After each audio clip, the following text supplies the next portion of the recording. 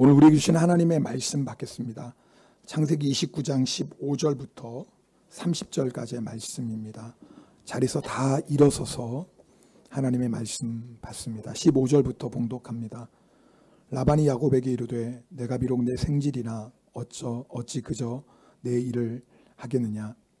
내 품삯을 어떻게 할지 내게 말하라. 라반에게 두 딸이 있으니 언니의 이름은 레아요 아우의 이름은 라헬이라. 레아는 시력이 약하고 라헬은 곱고 아립다우니 야곱이 라헬을 더 사랑하므로 대답하되 내가 외삼촌의 작은 딸 라헬을 위하여 외삼촌에게 7년을 섬기리이다. 라반이 이르되 그를 내게 주는 것이 타인에게 주는 것보다 나으니 나와 함께 있으라. 야곱이 라헬을 위하여 7년 동안 라반을 섬겼으나 그를 사랑하는 까닭에 7년을 며칠같이 여겼더라. 야곱이 라반에게 이르되 내 기한이 찼으니 내 아내를 내게 주소서. 내가 그에게 들어가겠나이다. 라반이 그곳 사람을 다 모아 잔치하고 저녁에 그 딸 레아를 야곱에게로 데려가매 야곱이 그에게로 들어가니라. 라반이 또 그의 여종 실바를 그의 딸 레아에게 시녀로 주었더라. 아침에 일어나 보니 야곱이 아침에 보니 레아라. 라반에게 이르되 외삼촌이 어찌하여 내게 이같이 행하셨나이까. 내가 라헬을 위하여 외삼촌을 섬기지 아니하였나이까. 외삼촌이 나를 속이심은 어찌 됨이니까. 라반이 이르되 언니보다 아우를 먼저 주는 것은 우리 지방에서 하지 아니하는 바이라. 이를 위하여 7일을 채우라. 우리가 그 돈에게 주리니 내가 또 나를 7년 동안 섬길지니라.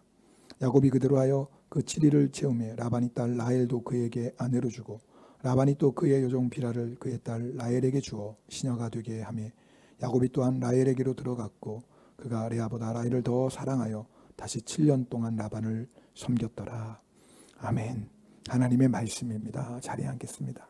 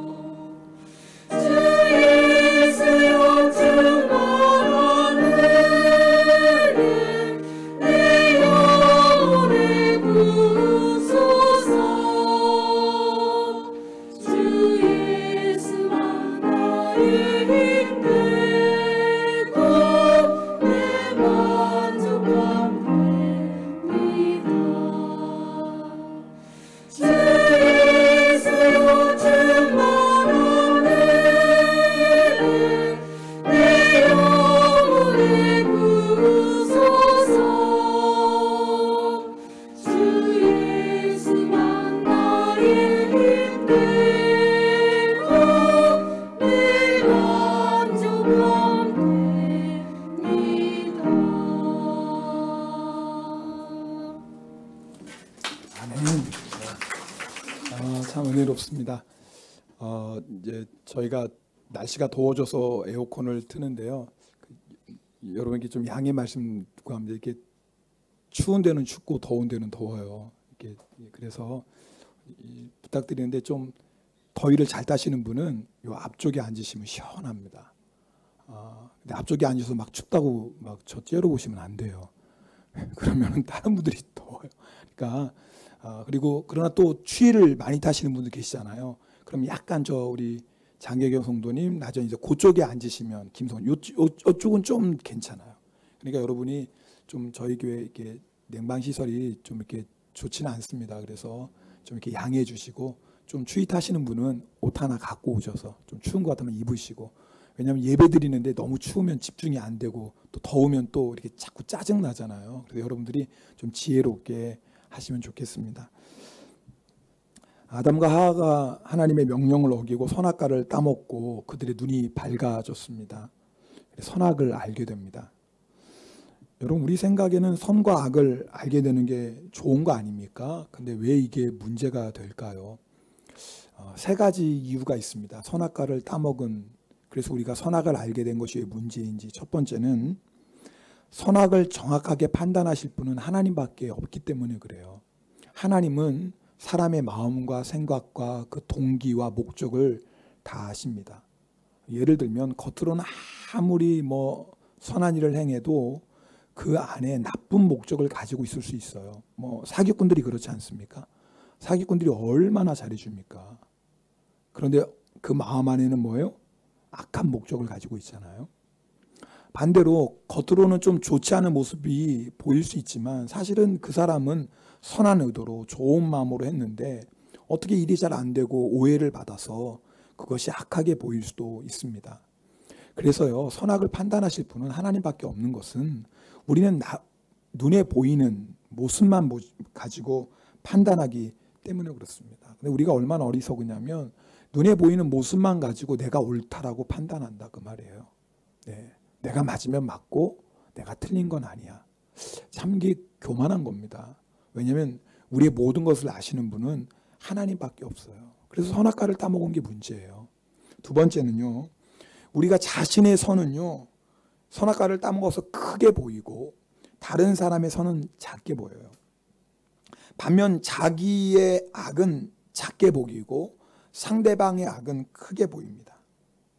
그래서요, 내가 하는 선은 대단한 거고요, 다른 사람이 하는 선은 당연한 거예요. 그 정도 안 하는 사람이 어디 있어요? 내가 하는 악은 사람이 살다 보면 그럴 수도 있는 거고, 다른 사람이 하는 악은 절대 그러면 안 돼요. 그래서 예수님께서 마태복음 7장 3절 4절에 이렇게 말씀하셨습니다. 우리 그 말씀 함께 읽겠습니다. 어찌하여 형제 눈 속에 있는 티는 보고 내 눈 속에 있는 들보는 깨닫지 못하느냐. 보라, 내 눈 속에 들보가 있는데 어찌하여 형제에게 말하기를 나로 내 눈 속에 있는 티를 빼게 하라 하겠느냐. 여러분, 이게 우리의 문제 아닙니까? 세 번째요, 이 선악과를 따먹은 것이 왜 문제가 되냐면 우리가 선을 알지만 선을 행할 능력이 없는 거예요. 그리고 악을 알지만 악한 길을 가요. 참 이상하죠. 분명히 이게 선인 걸 아는데 선을 행할 능력이 없고, 이게 악한 걸 아는데 그 길로 걸어가요.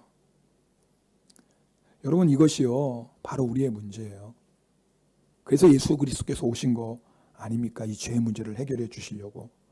그래서 예수님을 믿으면 더 이상 자신이 우리가 선악을 판단하지 않습니다. 선악을 판단하실 분은 누구밖에 없어요? 하나님 한 분밖에 없어요. 물론 우리가 이 세상을 살아갈 때 무엇이 선이고 무엇이 악인지 알아야죠. 그것을 알려주는 것이 뭐예요? 성경입니다.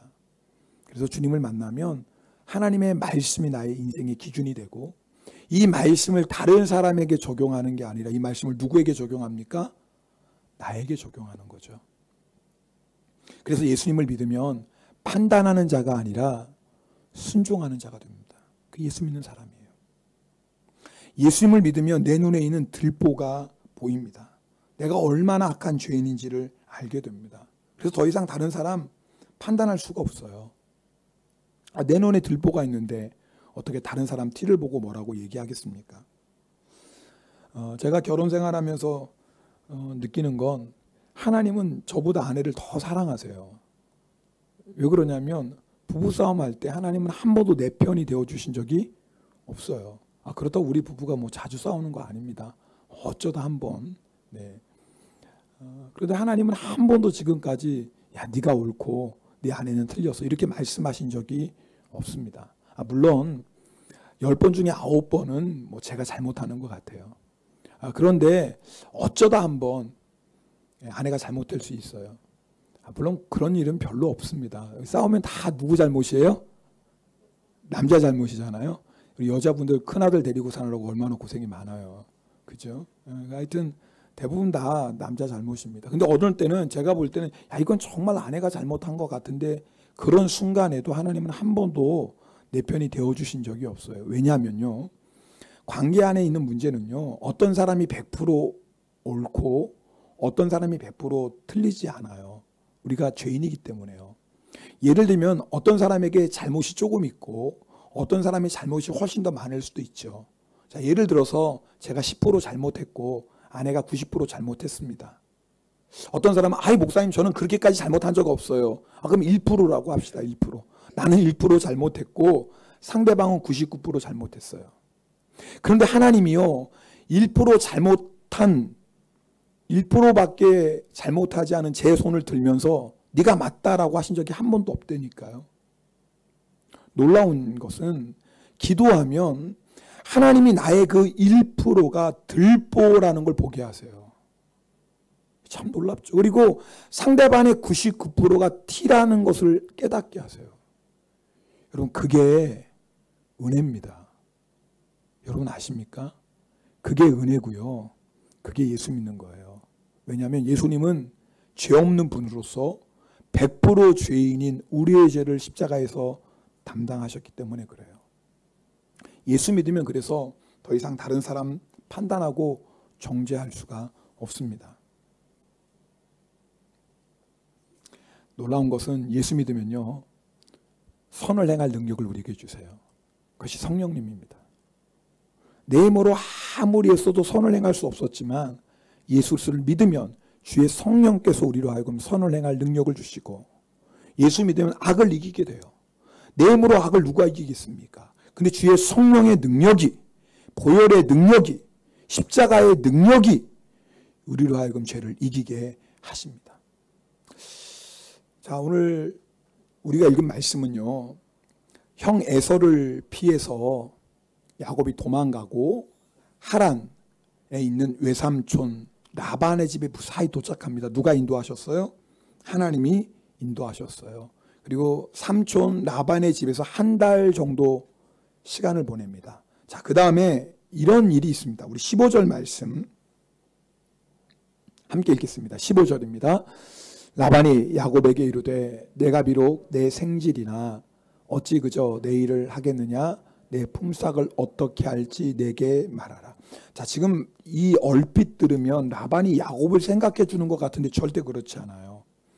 여러분 지금까지 라반과 야곱의 관계는 외삼촌과 조카의 관계였어요. 그죠? 선한 마음으로 야곱이 일을 한 거예요. 자, 그런데 라반이 보니까 야곱이 너무 일을 잘해요. 너무 일을 잘해요. 어떤 마음이 들겠어요? 야곱을 붙잡아 두고 싶은 거예요. 여러분 지금 야곱은 하란으로 이사 온 사람이 아닙니다. 그죠? 하란으로 도망 온 사람이에요. 언제든지 다시 브에르세바 고향으로 돌아갈 사람. 그게 언제인지 모르지만 언제든지 리브가가 사람 보내면 야곱은 돌아가야 돼요. 근데 라반 입장에 보니까 욕심 많은 라반이 야곱이 일을 너무 잘하는 거예요. 야곱을 어떻게 하고 싶어요? 붙잡아 두고 싶죠. 당연하겠죠. 그래서 뭐 하자라는 거예요? 노동계약 맺자라는 거예요. 여러분 그러면요.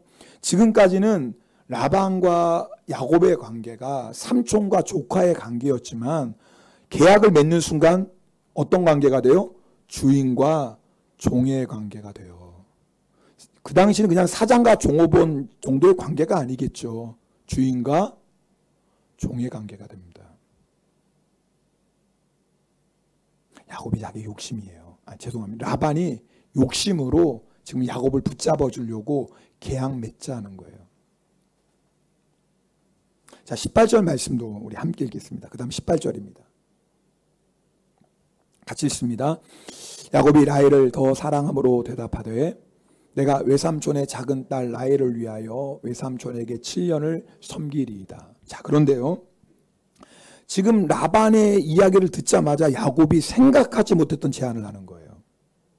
라헬을 아내로 얻기 위해서 무려 7년 동안 무보수로 일하겠다라고 얘기하는. 여러분, 그 당시에는요, 결혼할 때 남자가 신부의 아버지에게 결혼 지참금을 줘야 돼요. 근데 야곱은 지팡이 하나밖에 없잖아요. 줄 돈이 어디 있어요? 그러니까 무보수로 봉사하겠다고 해요. 그런데요, 7년은 말도 안 되는 거예요. 결혼 지참금으로 이렇게 막대한 비용을 지불할 필요가 없어요. 1년만 해도 된다고요. 그것도 7년. 라반이 몇 년 동안 야곱을 붙잡아 두고 싶었는지 모르지만 세상에 야곱이 스스로 7년 동안 하겠습니다라고 얘기해요. 아마 죄송하면 이런 표현, 라반은 속으로 땡 잡았다 그랬을 거예요. 야, 이게 웬 횡재냐. 아니, 세상에 결혼 지참금 7년 동안 무료로 일해? 7년이나?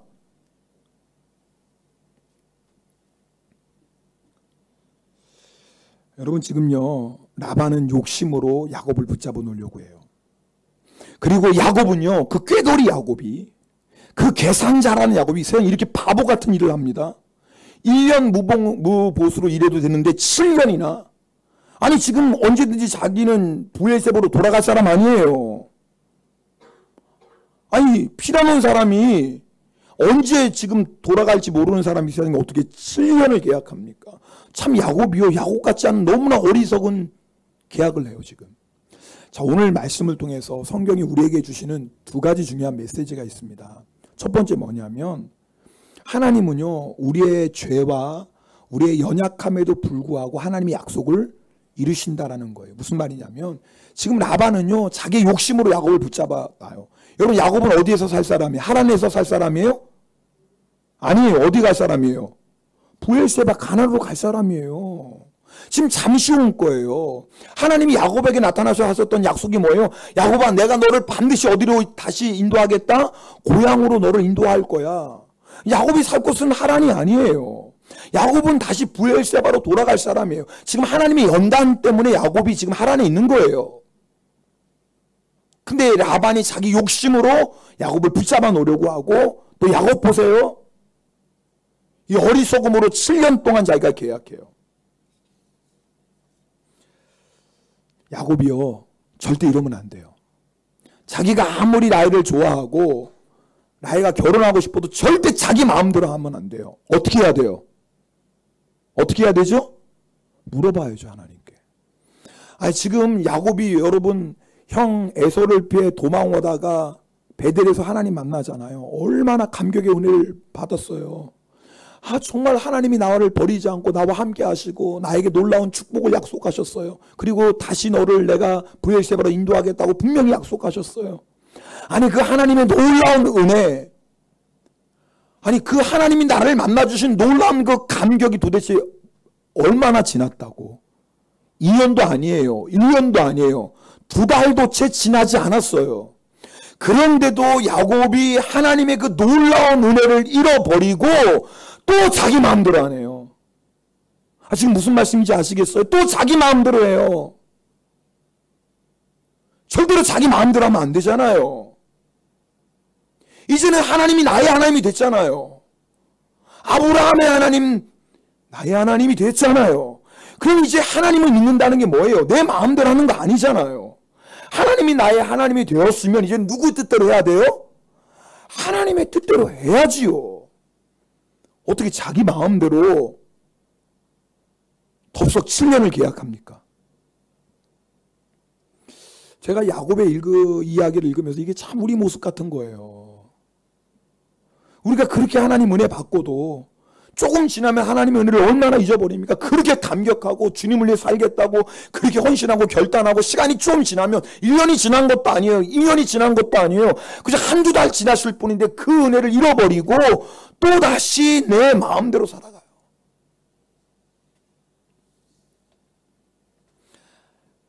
한참 뒤의 이야기지만요. 여러분 아시는 것처럼 이제 나중에 야곱이 고향으로 돌아가고 뭐 그저 가족들 이루어요. 그런데 여러분 아시는 것처럼 야곱의 아들 요셉이 여러분 나중에 종으로 팔려가고 이제 창세기 나중에 나오는 얘기지만 그리고 뭐예요? 애굽의 총리가 돼요. 그리고 가나안 땅에 기근이 심해서 야곱의 가족들이 어떻게 해요? 애굽으로 가죠.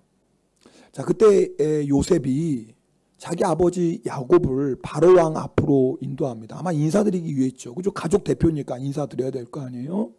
그때 바로가 야곱에게 물어봐요. 네 나이가 몇이냐 물어봐요. 그때 야곱이 이렇게 대답해요. 우리 이 말씀 함께 읽겠습니다. 창세기 47장 9절인데요. 자, 우리 다 큰 목소리로 읽겠습니다. 자, 시작. 야곱이 바로에게 아뢰되 내 나그네 길의 세월이 130년이니이다. 내 나이가 얼마 못되니 우리 조상의 나그네 길의 연조에 미치지 못. 자, 여기까지 하면 되는 거 아니에요? 너 몇 살이냐? 저 130입니다. 우리 손조의 나이에 비하면 얼마 안 됩니다. 여기서 끝날 것 같은데 그 다음에 보세요. 뭐라고 얘기하는지 읽겠습니다. 시작. 험악한 세월을 보내었나이다. 야곱이 자기 130년의 인생을 평가하는데 마지막에 뭐예요? 내 인생은 어떤 인생이에요? 여러분 그 앞절 좀 보여주시겠어요? 일본어 성경은 뭐예요? 후시아와세라고 얘기해요. 내 인생 후시아와세 되시다. 여러분 잘 보세요. 지금 하나님이 야곱을 버리셨나요? 하나님이 야곱을 떠나셨나요? 아니에요. 하나님은 야곱과 함께 하셨어요. 야곱을 버리신 적도 없고 떠나신 적도 없어요. 야곱이 그렇게 죄를 짓고 야곱이 여러분 어떤 상황에서도 하나님은 절대로 야곱을 버리신 적도 떠나신 적도 한 번도 없어요. 이게 야곱이 받은 복 아닙니까?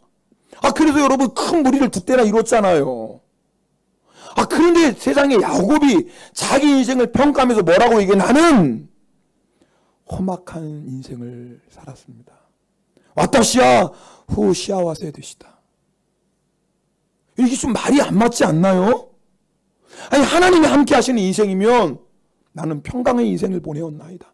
많은 고난 많은 어려움이 있었지만 하나님이 함께함으로 말미암아 나는 평강의 인생을 보냈나. 이게 맞잖아요. 내 인생에 여러 가지 고난과 어려움이 있었지만 하나님이 함께함으로 와타시와 시아와세 되시다. 이게 맞잖아요. 근데 야곱이요. 내가 험악한 인생을 살았대요. 야곱이 내가 불행했대요.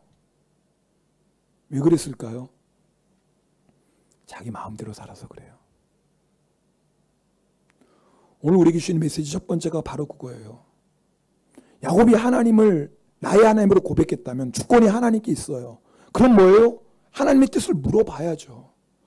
인생이 이렇게 중요한 순간에 어떻게 자기 마음대로 자기 감정대로 아무리 라헬이 좋아도 그렇지 어떻게 자기 마음대로 결정합니까? 여러분 하나님을 우리가 믿는다는 건 하나님의 주권을 인정하는 거예요. 하나님의 주권을 인정하는 건 내가 아무리 하고 싶어도 하나님께 먼저 묻는 거예요. 하나님의 주권을 인정하는 건 내가 가고 싶어도 내가 아무리 가고 싶어도 하나님께 먼저 묻는 거예요. 하나님의 주권을 인정하는 건 내가 아무리 가지고 싶어도 하나님께 먼저 묻는 거예요. 그게 하나님이 주권을 인정하는 거 아닙니까? 그럼 하나님께서 우리 인생을 가장 좋은 길로 인도해 주세요. 우리 자녀 기르는 부모님들 다 경험할 거예요. 우리 아이들 참 이 사춘기 들어가면 말 참 안 듣습니다. 부모 말 잘 안 듣죠. 근데 여러분 부모가 자녀에게 하는 말이 누구 잘 되라고 하는 거예요? 다 자녀 잘 되라고 하는 거예요. 그리고 실제로 부모 말 잘 들으면 뭐예요? 만나지 말아야 될 고통 만나지 않습니다. 대부분 그렇지 않나요? 정말 부모 말대로 하면 여러분 불필요한 고난 만나지 않습니다. 그런데 참 자녀들이 고집이 세죠. 그렇게 부모 말을 안 들어요. 저희 집 애들이 그렇다고 그러는 것도 여러분 알아서 들으세요. 두 번 말하면 짜증을 내요. 부모 말 들으면 그게 자기에게 좋거든요. 그러면 부모 말 들으면 여러분 험악한 인생 안 산다고요. 그죠? 대부분 부모 말 들으면 다 내가 듣길 잘했다라고 얘기하지 내가 괜히 부모 말 들으면 이런 말 하는 사람 거의 없습니다. 그런데 부모 말 안 듣고 내 고집대로 내 마음대로 살다가 자녀들이 험악한 인생 사는 거 아닙니까? 여러분도 다 경험했을 거예요. 한두 번은. 그렇지요? 그런데요. 이것이 꼭 부모와 여러분과 여러분의 자녀만의 관계겠어요? 혹시 우리가 하나님 앞에서 그러는 거 아닙니까 지금? 하나님 앞에서 하나님께서 우리에게 평강의 인생 주시려고 말씀해 주시는데, 우리 잘 되라고 말씀해 주시는데 여전히 내 마음대로 사는 거 아닙니까 지금? 여전히 내 고집대로 야곱처럼 사는 거 아닙니까? 그러니까 예수를 믿어도 우리 인생이 뭐예요? 험악해요. 아니 주님과 함께하는 것보다 이렇게 복된 인생이 어디 있습니까? 이렇게 좋은 예수를 믿으면서도 마음에 평강이 없고, 이렇게 좋은 예수를 믿으면서 마음에 기쁨이 없고, 이렇게 좋은 예수를 믿으면서도 때로는 내 마음이 지옥이 되고, 이게 좀 이상하지 않습니까? 아니 이게 이상하셔야 되는데, 아니 이게 좀 이상하시게 여러분 느끼셔야 오늘 말씀을 좀 이게 도전이 되는, 이상한 거 아닙니까? 이렇게 놀라운 은혜와 사랑을 받는데도 불구하고 왜 우리가 험악한 인생을 삽니까? 내 마음대로 살아요. 하나님의 주권을 인정하지 않아요. 여러분, 하나님은요 반드시 우리의 죄와 우리의 연약함에도 불구하고 하나님의 약속을 이루십니다. 하나님은요 그렇게 야곱이 자기 마음대로 살고 자기 고집대로 살아도 결국은 야곱을 향한 하나님의 약속을 이루세요. 왜요? 야곱 때문이 아니에요. 아브라함과 맺은 언약 때문에. 더 거슬러 올라가면 노아와 맺은 언약 때문에. 더 거슬러 올라가면 죄를 졌지만 아담에게 내가 여자의 후손을 너에게 보내줘서 너를 구원하리라, 그 약속을 지키시려고 반드시 야곱하고 하신 언약도 지키세요. 아멘입니까? 근데 문제는 뭐예요? 우리가 그 하나님을 하나님으로 인정하고 순종하면 평탄한 인생, 평강의 인생을 사는데, 그 하나님을 믿으면서도 야곱처럼 내 마음대로 내 생각대로 사니 험악한 인생을 살아가요. 혹시 여러분 가운데 내가 인생이 왜 이렇게 험악하나, 내가 분명히 예수 믿으면서 내 마음에 평강도 없고 기쁨도 없고 감격도 없을까? 혹시 야곱처럼 사시는 건 아닙니까? 하나님 믿는다고 하면서 여전히 내 마음대로 내 고집대로 살고 있는 건 아닙니까? 그렇다면 우리도요 야곱처럼 고백할 수밖에 없어요. 내가 참 험악한 세월을 살고 있습니다. 이게 너무 아픔인 거예요. 얼마든지 우리에게 평강의 인생, 기쁨의 인생, 감격의 인생을 주님이 주심에도 불구하고 여전히 내 마음대로 살아가는 야곱. 오늘 우리에게 주시는 첫 번째 메시지예요. 자, 그러면 이렇게 지금까지 내 마음대로 살았다. 그래도 여러 가지 어려움을 만났다. 그럼 이거 끊어버려야 될 거 아닙니까?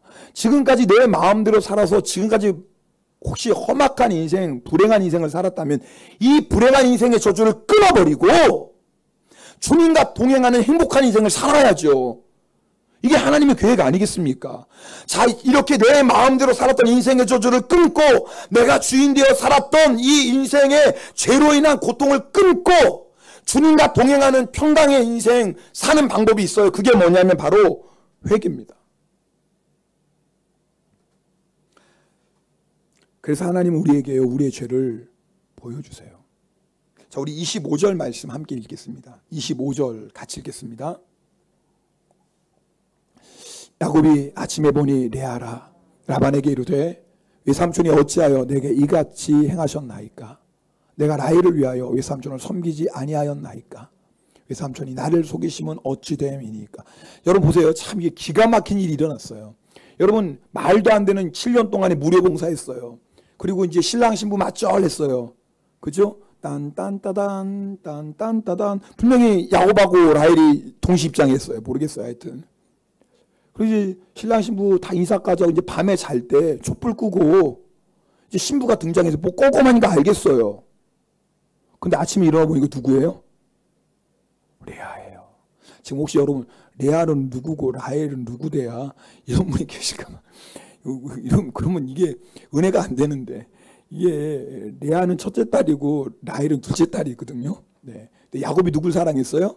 둘째 딸 라헬을 사랑했어요. 그래서 라헬을 위해서 7년 동안 말도 안 되는 무료봉사했어요. 그리고 이제 결혼식 신랑 신부 절하고 결혼식 다 마치고 이제 첫날 밤 보냈는데 세상에 라반이요. 라헬이 들어가야 되는 라헬을 싹 끌어내고 누구를 보낸 거예요? 레아를 보낸 거예요. 여러분 생각해 보세요. 우리는 이 얘기를 보지만 뭐 다른 얘기면 라헬의 마음이 어땠을까요? 또 그 레아의 마음은 어땠을까요? 여러분 한번 생각해 보세요. 우리가 성경을 좀만 보면 레아는 가슴이 콩닥콩닥콩닥콩닥콩닥 죄책감. 얼마나 레아의 마음이 괴로웠어요. 그죠? 여러분 상상이 가죠? 또 라헬이 얼마나 막 아버지 내 남편인데 아버지.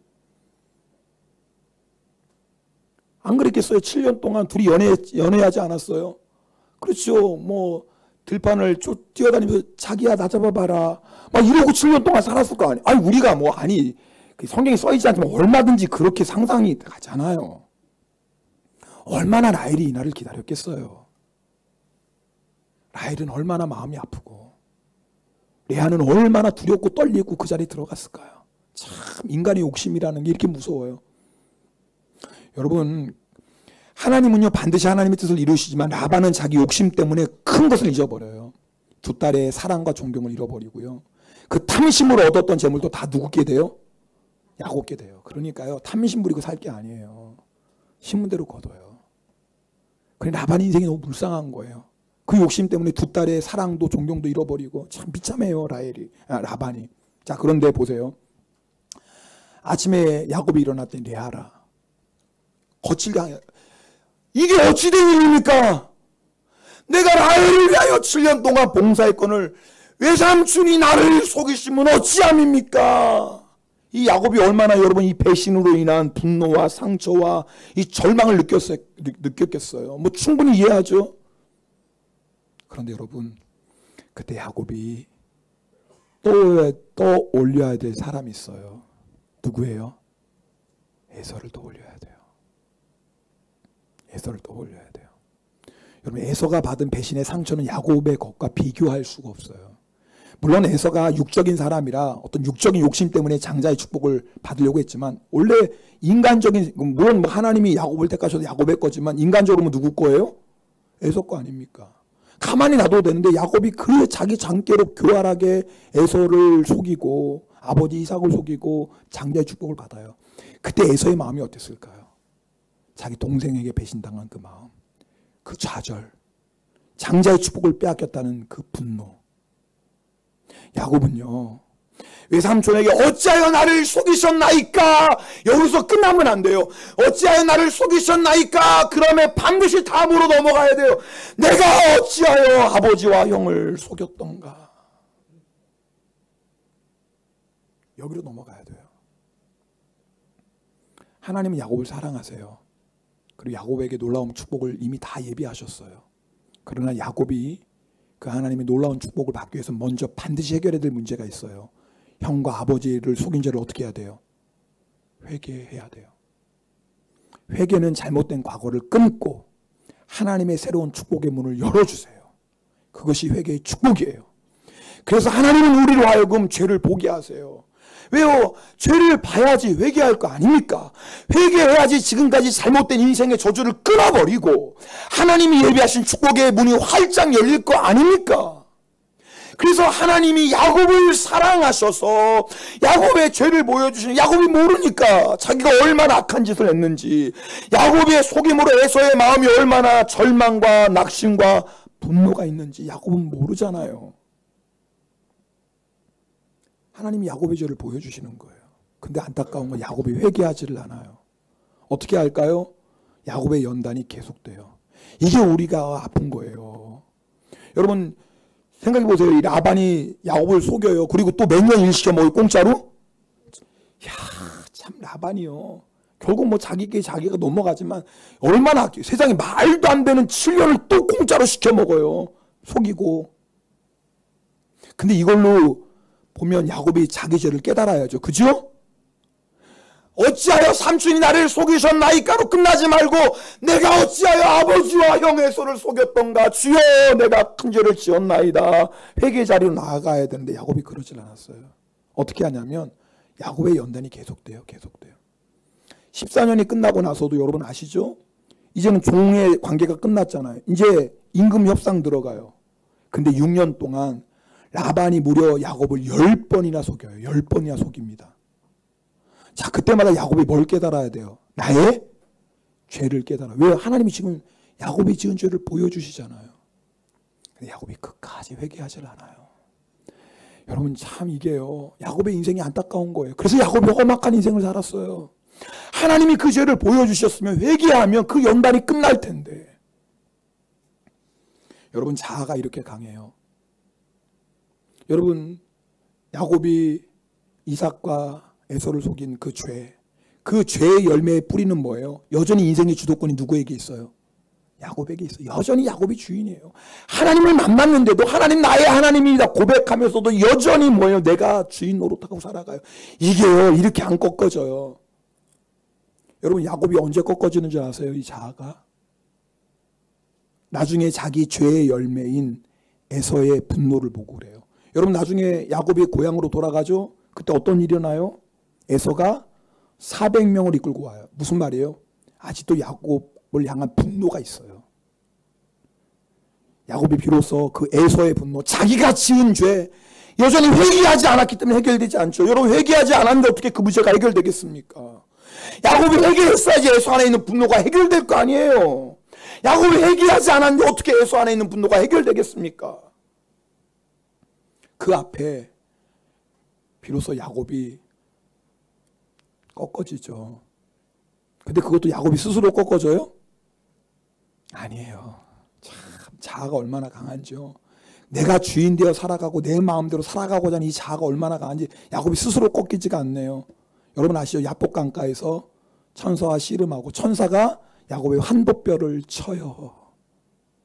그제서야 꺾어져요.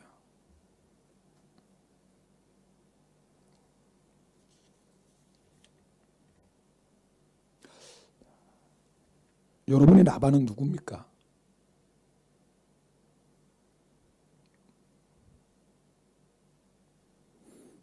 누구 때문에 무엇 때문에 여러분 실망과 좌절과 분노를 느끼고 있습니까? 맞아요. 라반이 잘못했어요. 분명합니다. 근데 여러분 꼭 기억하실 게 있어요. 우리가 라반만 바라보면 절대 연단이 끝나지 않아요. 라반을 통해서 하나님이 뭘 보여주시는 거예요? 내 죄를 보여주세요. 라반을 통해서 나의 죄를 보여주세요. 우리 아이들 착합니다. 너무 이쁜 아이들이에요.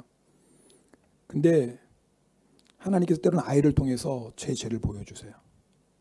이거 여러분이 그냥 고백하는, 우리 아이들 정말 착합니다. 말 잘 듣고. 그러나 종종 때로는 아이들이 어떤 모습을 통해서 하나님이 저의 죄를 보여주세요. 내가 죄인인 것을 보게 하세요. 때로는 가장 가까운 가족일 수 있지만 때로는 하나님이 그 일을 통해서 나의 죄를 보여주세요. 왜요? 지금까지 내가 주인 되어서 내 마음대로 살았던 그 고통스러운 험악한 인생을 끝내버리고 하나님이 예비하신 주님과 동행하는 아름답고 행복한 인생을 살 수 있도록 그 새로운 축복의 길을 열어주시려고 우리의 죄를 보여주십니다. 여러분 야곱처럼 하시면 안 돼요. 그렇게 보여주셔도 자기의 죄를 깨닫지 못하고 여전히 라반에게 계속 고통당하고 마지막에 환도뼈 부러져서야 그제서야 마지못해 자아가 꺾어진다면 이게 얼마나 어리석은 인생이에요. 우리는 얼마든지 안 그럴 수 있어요. 왜요? 내 안에 누가 계세요? 성령님 계세요. 할렐루야. 성령님께서 깨닫게 하시잖아요. 오늘 함께 찬송가 254장 우리 찬송하시면서 좀 회개하는 마음으로, 저도 그렇고 여러분도 그렇고 내 인생에 라반이 있다면, 내가 정말 어떤 일을 통해서 낙심과 좌절과 분노가 있다면 그것을 통해서 여러분 그냥 야곱처럼 어찌하여 나를 속이셨나이까 그걸로 끝나면 안 돼요. 어찌하여 나를 속이셨나이까 그걸로 끝나지 말고 반드시 그 다음으로 가셔야 돼요. 내가 어찌하여 이삭을 속이고 에서를 속였는가. 여기로 나가면 하나님이 험악한 인생의 저주를 끊어버리시고 하나님이 예비하신 놀라운 은혜와 축복의 새로운 문을 열어주실 줄 믿습니다. 오늘이 그 시간이 되길 원합니다. 우리 함께 이 찬송 드리겠습니다. 내 주의 보혈은 정하고 정하다. 내 내 죄를 정케 하신 주 날 오라 하신다. 내가 주께로 내가 주께로 지금 가오니 십자가의 보혈로 날 씻어주소서. 약하고 주에도 약하고 주해도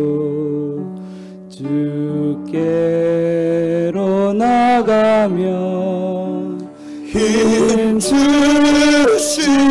내 주함을 곧 씻어주시네. 3절입니다. 날 오라 하심은 날 오라 하심은 온전한 믿음과 또 사랑함과 평안함 다 주려 함이라. 아멘. 주님, 내가 주께로